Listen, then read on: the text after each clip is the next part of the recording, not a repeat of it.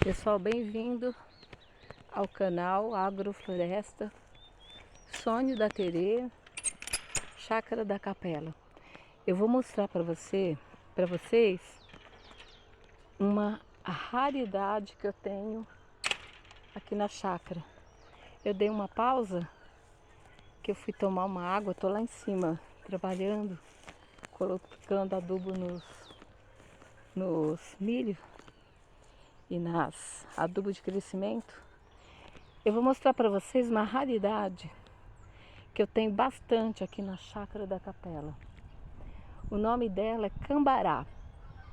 Cambará é uma árvore nativa da Mata Atlântica, as pessoas usam para fazer telhado. É uma madeira muito resistente, fazer portão. É uma madeira muito resistente, principalmente à água. E eu tenho bastante cambará nascendo aqui na chácara e já tem uma árvore já adulta. E ela é analgésica, as folhas do cambará é analgésica, é para dor, para febre, né, para dor, para gripe, para limpar o pulmão. Eu vou mostrar para vocês a quantidade de árvores cambará que eu tenho aqui. Essa daqui é grande. Olha só isso. Olha como que é a raiz, o tronco dela. O tronco dela como que é. É bem rústico. É uma árvore que que é resistente, né, à água. Olha isso daqui, gente. Isso daqui é um fungo vermelho. Aonde tem esse fungo vermelho, indica que a poluição é zero. Então, olha que cambará lindo. Ela abriga bastante. Ela abriga samambaia, ela abriga bromélias. Ela é muito linda, gente. Ela é muito linda. A gente vê ela na natureza, não dá nada para ela, né? Olha, ela abriga bromélias. Ela é muito linda. E eu tenho bastante dela aqui, ó. Vou mostrar para vocês a quantidade de cambará. Opa, o galho aqui. Ela é muito linda. É uma árvore linda. Olha, que coisa linda. Eu vou mostrar para vocês aonde que eu tenho mais cambará.